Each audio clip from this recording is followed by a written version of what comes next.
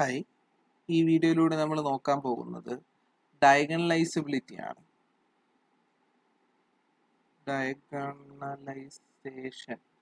Diagonalisation അപ്പോൾ എങ്ങനെയാണ് ഒരു മെട്രിക്സ് എപ്പോഴാണ് ഡയഗണലൈസബിൾ എന്ന് പറയുന്നത്? നമ്മളിത് ഓൾറെഡി ഡിസ്കസ് ചെയ്തിട്ടുള്ള ഒരു കാര്യമാണ്.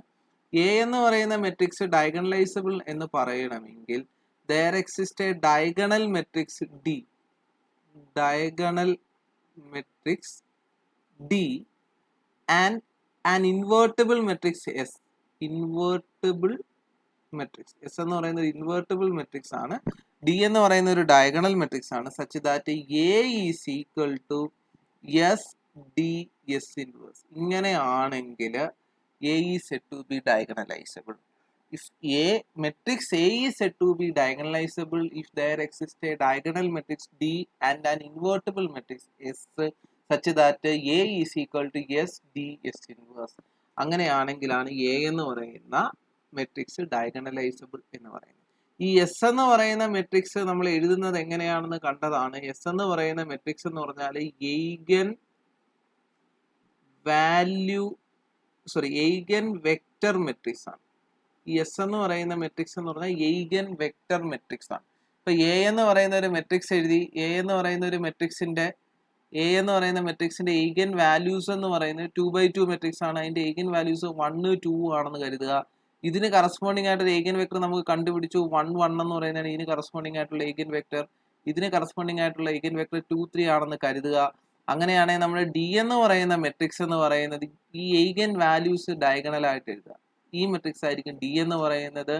അതുപോലെ എസ് എന്ന് പറയുന്ന മെട്രിക്സ് 1ന് കറസ്പോണ്ടിങ് ആയിട്ടുള്ള എയ്ഗൻ വെക്ടർ ഫസ്റ്റ് കോളത്തിൽ എഴുതുക 1, 1. 2ന് കറസ്പോണ്ടിങ് ആയിട്ടുള്ളത് സെക്കൻഡിൽ എഴുതുക. അപ്പൊ ഇതാണ് എസും ഡി. ഇത് എയ്ഗൻ വെക്റ്റർ മെട്രിക്സ് ആണ്. ഈ എസ് എന്ന് പറയുന്ന എയ്ഗൻ വെക്റ്റർ മെട്രിക്സ് ആണ്. ഡി എന്ന് പറയുന്ന മെട്രിക്സ് ഡയഗണൽ മെട്രിക്സ് ആണ്. Diagonal elements are the eigenvalues of A. The diagonal elements are the eigenvalues of A. അപ്പൊ തന്നെ നമുക്ക് ഒരു മെട്രിക്സ് ഡയഗണലൈസബിൾ ആകണമെങ്കിൽ എന്താ സംഭവിക്കേണ്ടത്?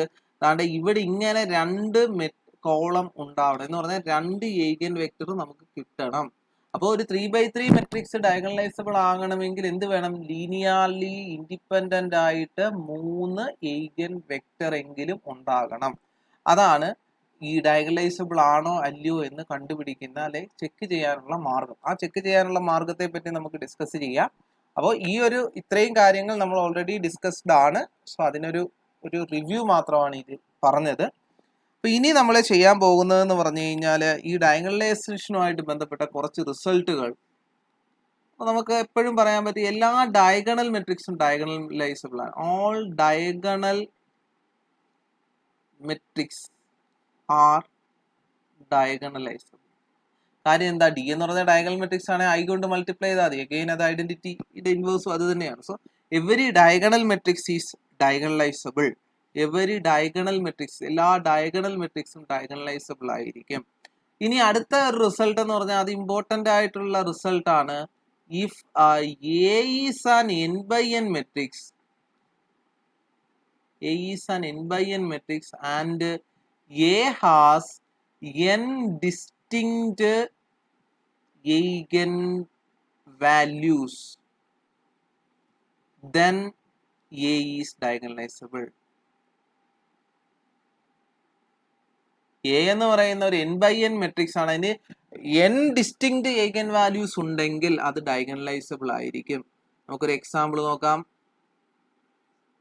എ എന്ന് പറയുന്ന മെട്രിക്സ് ഒരു 1, 3, 2, 2 എന്ന് പറയുന്ന മെട്രിക്സ് ആണ്. ഇത് ഡയഗണലൈസബിൾ ആണോ എന്നാണ് നോക്കട്ടെ. Check A is diagonalisable. Diagonalisable ആണോ ചെക്ക് ചെയ്യണം. അപ്പൊ നമ്മൾ എന്ത് ചെയ്യണം? ഇതിന്റെ എയ്ഗൻ വാല്യൂസ് കണ്ടുപിടിക്കണം. എയ്ഗൻ വാല്യൂസ് കണ്ടുപിടിക്കാൻ നമ്മൾ എന്ത് വേണം? ക്യാരക്ടറിസ്റ്റിക് ഇക്വേഷൻ എഴുതണം. അപ്പൊ ഇതിന്റെ ക്യാരക്ടറിസ്റ്റിക് ഇക്വേഷൻ എങ്ങനെ എഴുതുന്നത്? A - λI യുടെ ഡിറ്റർമിനന്റ് ഈക്വൽ ടു 0 എന്ന് പറഞ്ഞു കഴിഞ്ഞാല് 1, 3, 2, 2 minus lambda into identity matrix 1, 0, 0, 1 equal to 0, 0. Determinant ആണ്. സോ ഇതിന്റെ determinant of this one equal to 0 എന്ന് പറഞ്ഞു കഴിഞ്ഞാല് 1 മൈനസ് ലാംഡ 3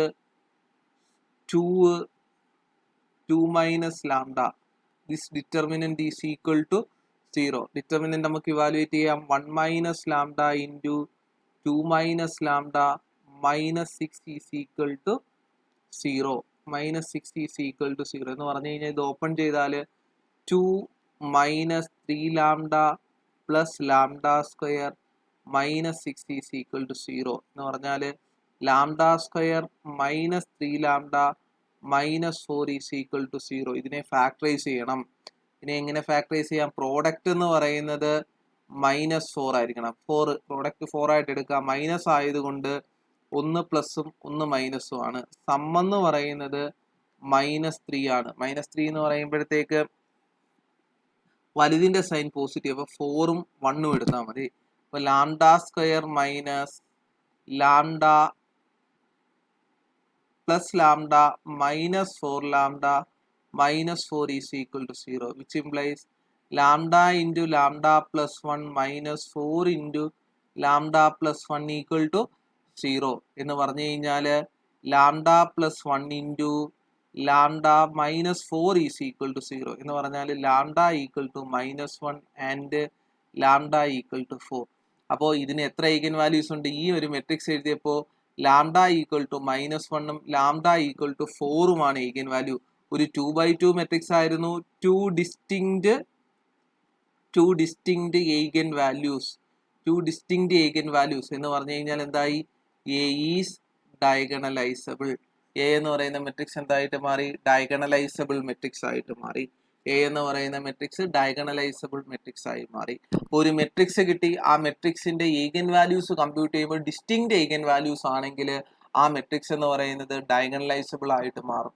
അപ്പോൾ അങ്ങനെ അല്ലാതുള്ള മെട്രിക്സുകളുണ്ട്, ഡിസ്റ്റിങ്ക്ട് eigen values വരത്തില്ല. അപ്പോൾ ഡിസ്റ്റിങ്ക്ട് eigen values വന്നില്ല എന്നുണ്ടെങ്കിൽ അത് നമുക്ക് എങ്ങനെ ചെയ്യാം എന്നുള്ളത് നമുക്ക് അടുത്തൊരു വീഡിയോയിൽ ഡിസ്കസ് ചെയ്യാം. Okay, thank you.